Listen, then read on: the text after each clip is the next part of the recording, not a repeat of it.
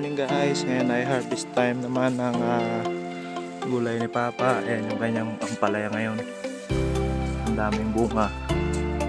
Sobrang dikit-dikit po. Ang lalaki pa.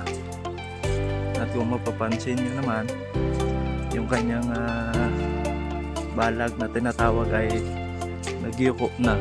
Sobrang bigat ng mga bunga. Ayan, tumuulan, harvest tayo.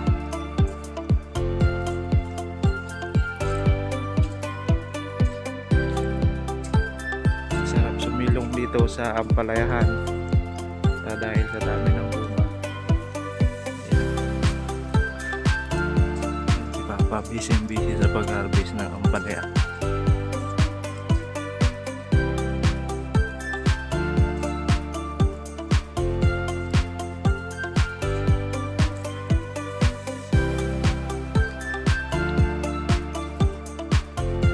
Yan po ang pag-harvest ng ampalaya.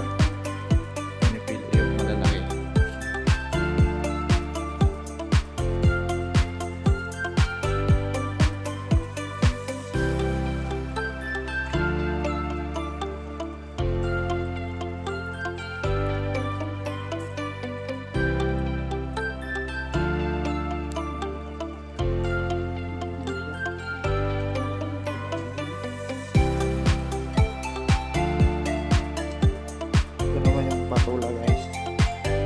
Ano guys, lalim ng patula. Mga patula. May mga pasabit na galon para straight lang ang bunga at hindi baluktot. Kapag kasi baluktot, mahirap balatan. Yan para yan sa mga customer na mamimili. Hindi mahirapan magbalat, straight lang.